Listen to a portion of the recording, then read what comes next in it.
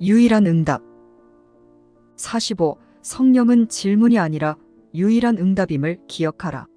에고는 항상 먼저 말한다. 에고는 변덕스러우며 자신을 만든 자가 잘 되기를 바라지 않기 때문이다. 에고가 이러는 이유는 자신을 만든 자가 당장이라도 자신에 대한 지원을 철회할 수 있다고 믿기 때문이다. 사실 이것은 에고가 제대로 믿는 것이다. 내가 집에 도착해서 더 이상 성령의 안내가 필요 없게 되면 성령은 기뻐할 것이다. 그처럼 에고도 만약 내가 잘 되기를 바란다면 내가 지원을 철회하는 것을 기뻐할 것이다. 에고는 자신을 너의 일부로 여기지 않는다. 여기에 에고의 주된 지각적 오류, 에고, 사고체계 전체의 토대가 있다. 46. 하느님은 너를 창조하실 때 너를 당신의 일부로 만드셨다. 그러므로 천국 안에서는 공격이 불가능하다. 너는 에고를 사랑 없이 만들었으며 따라서 에고는 너를 사랑하지 않는다. 너는 사랑 없이는 천국 안에 머물 수 없었고 천국은 곧 사랑이므로 너에게는 사랑이 없다고 믿는다. 너의 이런 믿음으로 인해 에고는 자신이 자신을 만든 자와 분리되어 그의 바깥에 있다고 여길 수 있게 되었다. 따라서 에고는 내가 하느님의 마음과 분리되어 그 바깥에 있다고 믿는 마음 부분을 대변한다. 그런 다음 에고는 처음 제기하는 질문이지만 결코 스스로 답할 수 없는 질문을 했다. 바로 그 질문, 너는 무엇인가? 는 의심의 시작이었다. 47. 그 이후로 에고는 굉장히 많은 질문을 제기했지만 결코 어떤 질문에도 답하지 않았다. 에고의 가장 창의적인 활동들도 그 질문을 가리는 것 이상은 하지 못했다. 왜냐하면 너는 그에 대한 답을 가졌으며 에고는 너를 두려워하기 때문이다. 에고는 알지 못한다. 내가 이런 기본적인 사실을 완전히 이해하기 전에는 그 갈등을 이해할 수 없다. 성령은 먼저 말하지는 않지만 항상 응답한다.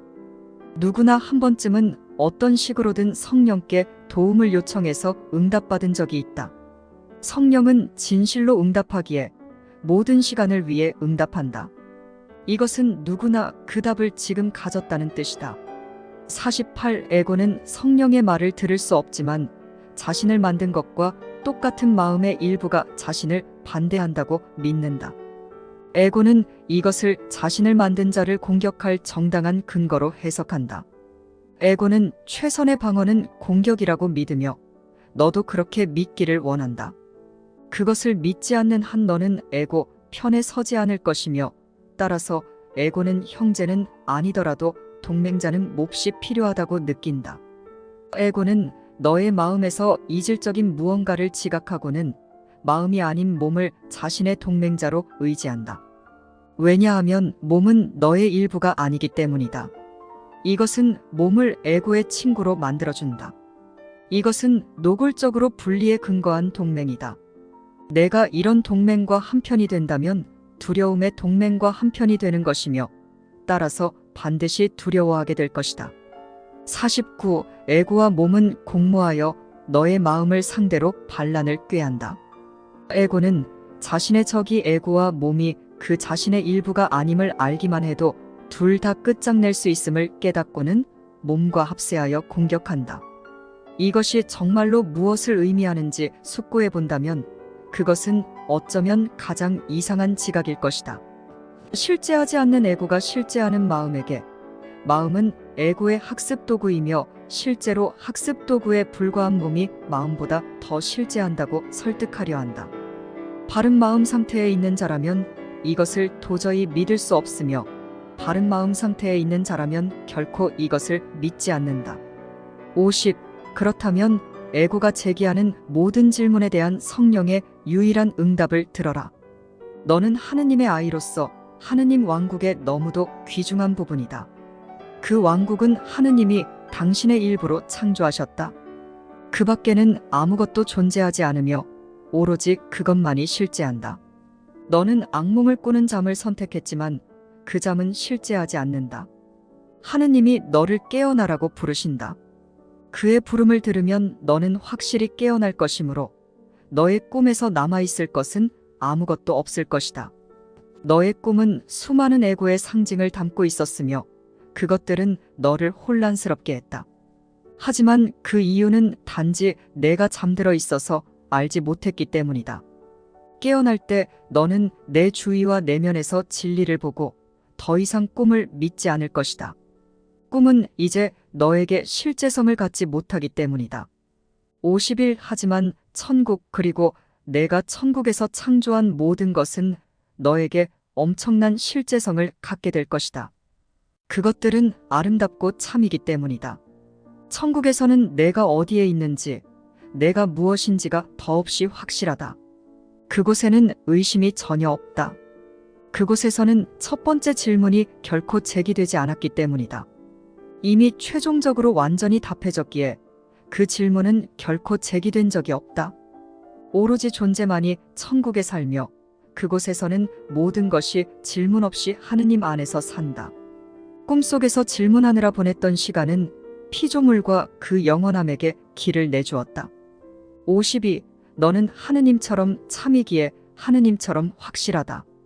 그러나 한때 너의 마음에서 아주 확실했던 것이 이제는 단지 확실성을 얻기 위한 능력이 되어버렸다.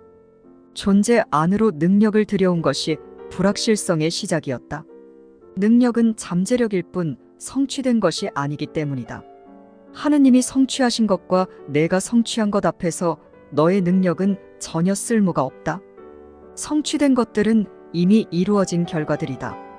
그것들이 완벽할 때 능력은 무의미하다. 완벽한 자들이 이제 완벽하게 되어야 한다니 참 이상한 일이다. 사실 그것은 불가능하다. 하지만 내가 너 자신을 불가능한 상황에 두었을 때 불가능한 것이 가능하다고 믿었음을 기억해야 한다. 53. 능력은 개발되어야 하며 그렇지 않으면 사용될 수 없다. 이것은 하느님이 창조하신 것에는 전혀 해당되지 않지만 내가 만든 것을 해결할 수 있는 가장 친절한 해결책이다. 너는 불가능한 상황에 있을 때 그곳에서 빠져나올 수 있을 정도까지 능력을 개발할 수 있다. 너에게는 그 능력을 개발할 방법을 알려줄 안내자가 있지만 너 자신 외에 다른 명령권자는 없다. 이로써 너는 천국을 찾도록 도울 안내자와 그것을 간직할 수단을 갖고 천국을 책임지게 되었다. 너에게는 따를 모델이 있는데 그는 너의 명령권을 강화할 뿐 결코 어떤 식으로든 훼손하지 않을 것이다. 따라서 너는 내가 지각하는 노예 상태에서 핵심적인 위치에 있으며 이 사실은 그 자체로 내가 노예 상태에 있지 않음을 보여준다. 54. 내가 불가능한 상태에 있는 이유는 단지 그런 상태에 있는 것이 가능하다고 생각했기 때문이다.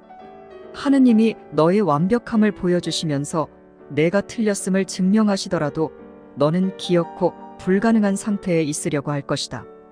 이것은 완벽한 자들이 그들 자신의 완벽함을 자각하기에는 부족하다는 것을 입증해서 모든 것을 가진 자들이 도움을 필요로 하니 결국 무력하다는 믿음을 강화할 것이다. 이것이 바로 에고가 몰두하는 논증이지만 당신의 피조물들이 완벽함을 아시는 하느님은 그들을 모욕하지 않으신다.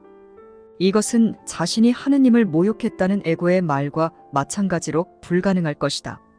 55. 이것이 바로 성령이 절대로 명령하지 않는 이유다. 명령하는 것은 동등하지 않음을 가정하지만 성령은 그런 상태가 존재하지 않음을 보여준다. 전제에 충성하는 것은 마음의 법칙이며 하느님이 창조하신 것은 모두 하느님의 법칙에 충실하다. 하지만 다른 법칙에 충성하는 것도 가능한데 그것은 그 법칙이 참이라서가 아니라 내가 그것을 만들었기 때문이다. 설령 하느님이 내가 정신 나간 생각을 했다고 증명하시더라도 그것에 무슨 득이 있겠는가? 하느님이 당신 자신의 확실성을 잃으실 수 있겠는가? 너는 내가 가르치는 바로 그것이라고 우리는 종종 말했다. 너는 하느님으로 하여금 내가 죄를 지었다고 가르치시게 하려는가? 하느님이 너를 위해 창조하신 진리를 내가 만든 자아와 대면시키신다면 너는 두려워할 수밖에 없지 않겠는가? 그러면 너는 자신의 바른 마음을 의심하게 될 것이다. 하지만 그곳은 하느님이 너에게 주신 제정신을 찾을 수 있는 유일한 곳이다. 56. 하느님은 가르치지 않으신다. 가르친다는 것은 하느님이 없다고 아시는 어떤 결핍이 있음을 의미한다. 하느님은 갈등이 없으시다. 가르치기는 변화를 목적으로 하지만 하느님은 오로지 변함없는 것들만 창조하셨다. 분리란 완벽함의 상실이 아닌 소통의 실패였다. 귀에 거슬리고 거친 소통 형식이 에고의 음성으로 일어났다. 그것은 하느님의 평화를 깨트리지 못했지만 너의 평화는 깨트릴 수 있었다. 하느님은 에고의 음성을 없애버리지 않으셨다. 그것을 근절하는 것은 곧 공격하는 것이기 때문이다. 하느님은 질문을 받으셨지만 묻지 않으셨다.